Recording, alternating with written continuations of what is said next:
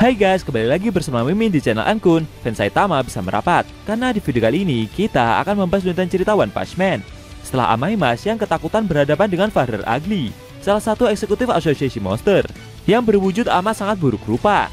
Lebih tepatnya, kita akan mereview manga One Punch Man versi Murata chapter 158 yang bersumber dari website Jepang, yaitu tonarinoi.jp.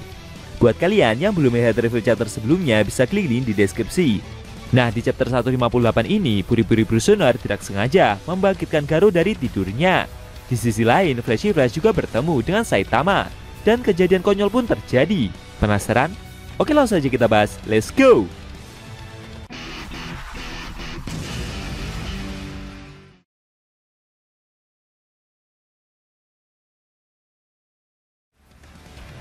Judul chapter ke-158 kali ini adalah Bertemu. Di awal scene, kita diperlihatkan puri-puri Brusoner yang menyusuri markas asosiasi monster yang semakin dalam dengan menembus setiap dinding yang ada di hadapannya demi mencari monsternya. Ketika menembus salah satu ruangan, dia melihat ke arah sekitar. Puri-puri Brusoner cukup terkejut karena ada seseorang yang seperti disekap di ruangan itu. Saat itu, pahlawan kelas S tersebut belum menyadari jika itu adalah Garo guys. Sontak saja, dia pun segera menghampiri pria yang diborgol tersebut untuk menolongnya. Garo sendiri seperti mulai siuman. Melihat hal itu, dia pun memberitahu kalau dirinya adalah puri-puri Brusoner, sang pahlawan kelas S yang sebelumnya kabur dari penjara hanya untuk bertemu dengannya. Tapi setelah melihat wajah pria itu lebih seksama, membuat puri-puri Brusoner sadar kalau dia seperti pernah melihat wajah pria tersebut di suatu poster buronan. Lalu tiba-tiba Garo seperti membuka mata dan segera melepaskan rantai mengikatnya. Kemudian dia langsung menyerang pahlawan tersebut dengan pukulan secara membabi buta. Kejadian itu membuat pahlawan kelas S tersebut mengalami luka yang cukup parah. Dengan susah payah, puri-puri Brusoner mencoba untuk bertahan. Dia begitu bingung, kenapa meski sudah mampu bertahan, tapi tubuhnya seperti tidak mampu untuk berdiri. Walaupun sebelumnya juga dia sudah menyelimuti tubuhnya dengan zirah berbulu, namun puri-puri Brusoner masih menerima luka yang lumayan parah. Lalu Garo pun berteriak dan meraung dengan sangat keras. Kejadian itu membuat pahlawan kelas S tersebut begitu syok. Dia merasa seperti telah membangunkan orang yang sangat berbahaya. Scene berpindah ke Saitama yang sedang menyusuri lorong markas asosiasi monster sendirian. Sambil menyusuri lorong, si botak tidak menyangka. Dia tidak tahu ada bangunan sebesar ini tepat di bawah kakinya. Jika dia tahu lebih awal, mungkin Saitama akan tinggal di sini juga. Bahkan di sini ada kamar mandinya pula. Sambil menghabisi monster yang dia temui, si botak penasaran apakah ini adalah sarang dari para monster. Tapi sambil mengingat para pahlawan yang dia temui di permukaan tadi, membuat Saitama juga bertanya-tanya apakah para pahlawan itu yang berjuang telah membuat semua kegaduhan yang terjadi. Menurutnya ini seperti sedang terjadi operasi yang serius, karena mereka juga mengarahkan pahlawan kelas S pula. Saitama penasaran apakah King juga dipanggil dalam operasi ini. Tiba-tiba muncul monster hitam besar dari arah samping. Tapi dengan mudahnya, Saitama berhasil menghabisi monster tersebut dengan sekali pukul saja. Si botak berkomentar, jika Kim memang datang, pasti dia sendiri akan muncul dan kemudian mengalahkan monster yang ada sebagai seorang pahlawan. Beberapa saat ketika Saitama masih berjalan menyusuri lorong sendirian itu, dari ujung lorong ada Flashy Flash yang seperti bersiap untuk menyergapnya. Saat itu dia belum sadar kalau itu adalah Saitama. Menurut Flashy Flash, jika dilihat dari langkah kakinya, beratnya sekitar 70 kg. Dan itu bukanlah seorang bocah yang mereka cari. Auranya juga berbeda dengan para anggota yang berkumpul di markas ini. Flashy Flash menduga jika itu mungkin adalah monster setengah manusia. Pahlawan itu berencana, selagi monster yang dia incar ini sedang lengah, dia akan menghabisi monster tersebut dengan serangan cepatnya. Bagi Flashy Flash, membunuh monster satu hanya membutuhkan waktu beberapa detik saja. Ketika Saitama berjalan mendekati lorong persimpangan dengan sigap, Flashy Flash bergerak cepat dan melancarkan tebasannya ke arah kepala Saitama. Tapi dengan mudahnya si botak berhasil menghindar. Sontak saja kejadian itu membuat Flashy Flash cukup terkejut karena tebasannya barusan berhasil dihindari. Dia pun segera menoleh dan melihat siapa monster itu sebenarnya. Ternyata si botak sendiri segera menghampiri pahlawan itu sambil menunjukkan ekspresi datarnya tersebut. Menyadari jika itu bukanlah monster, membuat Flashy Flash jadi semakin kaget. Dia mulai teringat jika orang yang ada di hadapannya ini adalah pahlawan peringkat rendah yang pernah bertemu di markas asosiasi pahlawan sebelumnya. Flashy Flash penasaran, apakah pahlawan botak ini adalah partnernya Genos? Kenapa dia ada di sini? Saitama sendiri yang emosi sambil nunjukin wajah datar anehnya itu bertanya, kenapa tiba-tiba pria satu ini menyerangnya? Dalam hatinya, Flashy Flash seperti tidak terima. Apa-apaan kecepatan reaksi yang pria botak ini tunjukkan tadi? Dia benar-benar menghindari serangan yang dia lancarkan. Pahlawan berboni tersebut penasaran, apakah ada seseorang di kalangan para pahlawan yang mampu menandingi kecepatan yang dia miliki? Atau ini cuma kebetulan saja? Sambil semakin berkeringat, Flashy Flash makin penasaran. Haruskah dia mencobanya sekali lagi? Saitama sendiri kembali bertanya, siapa pria berambut panjang satu ini sebenarnya? Kenapa dia tetap diam saja dan tidak mengatakan apapun? Flashy Flash sendiri makin bimbang. Haruskah dia bertindak sejauh ini hanya demi melawan orang yang level peringkat pahlawannya lebih rendah? Jika benar orang ini mampu menghindari serangannya, berarti dia juga telah mampu membaca seluruh pergerakannya. Dan hal semacam itu tidak bisa Flashy Flash biarkan begitu saja. Ditambah lagi tekanan misterius yang pria botak ini pancarkan, membuat instingnya berkata kalau ada yang tidak wajar dengan orang satu ini.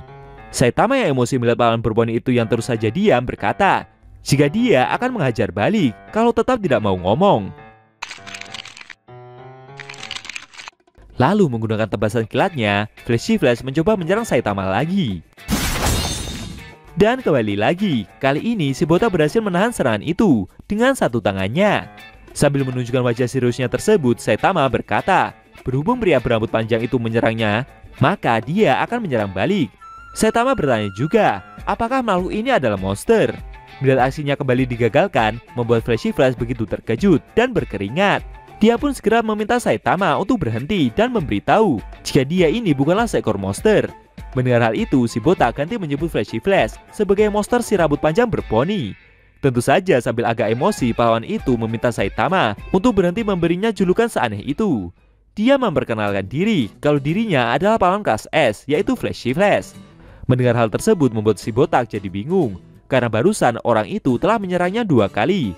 Tapi sambil mencoba ngeles, Flashy Flash menjawab kalau barusan tangannya kelepasan saja.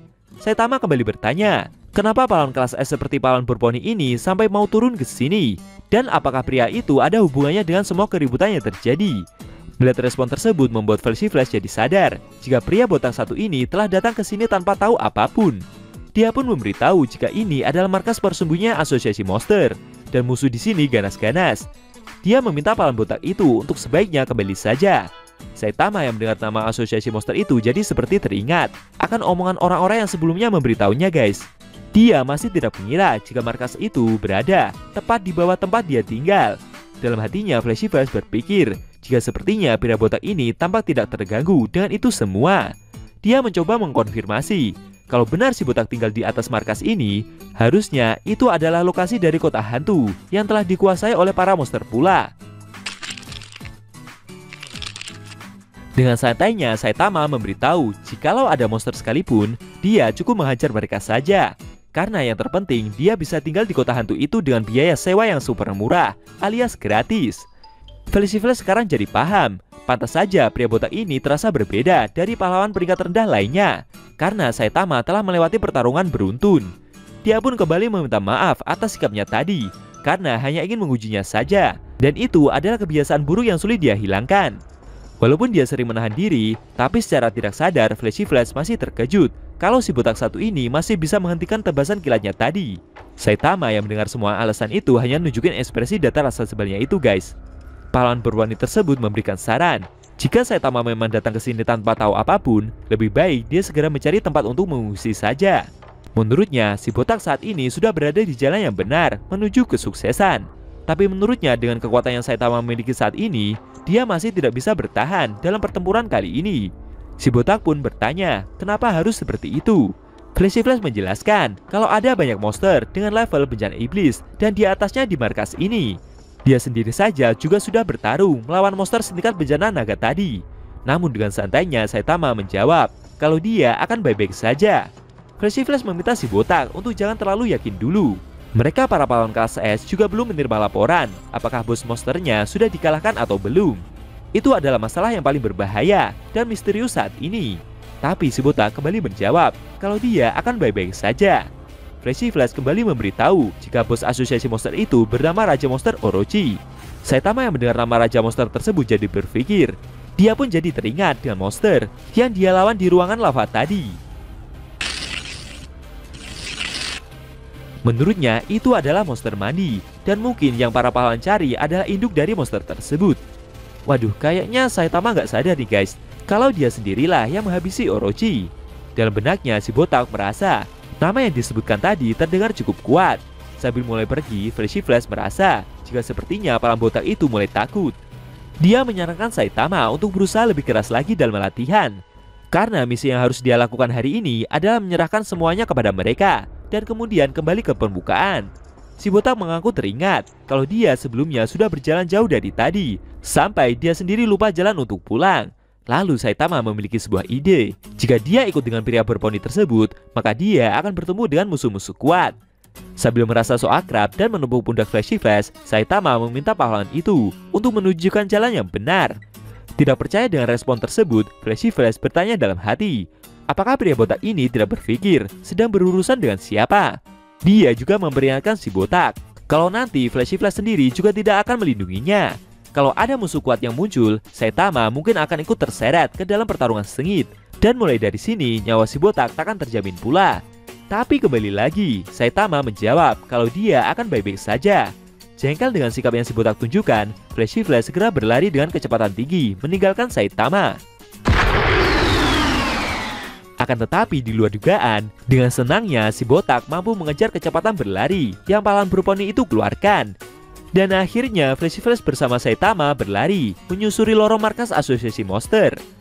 Apakah nantinya mereka akan bertemu dengan monster-monster kuat selama menyusuri lorong tersebut? Sayangnya scene cerita manga One Punch Man versi Murata chapter 158 telah berakhir.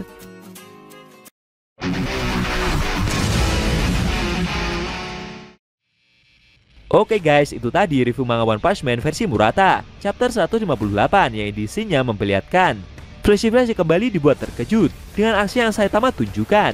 Kali ini si botak berhasil mengejar pahlawan berponi itu yang berlari dengan cepatnya di dalam lorong markas asosiasi monster. Bagaimana menurut kamu? Jangan lupa tinggalkan komentar kalian ya.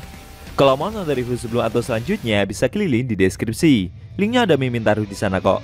Buat kalian yang nonton review manga One Punch Man secara maraton, baik itu versi manga One atau Yusuke Murata, linknya ada di deskripsi juga ya guys. Oke, tekanlah kalau suka sama video ini dan dislike kalau nggak suka.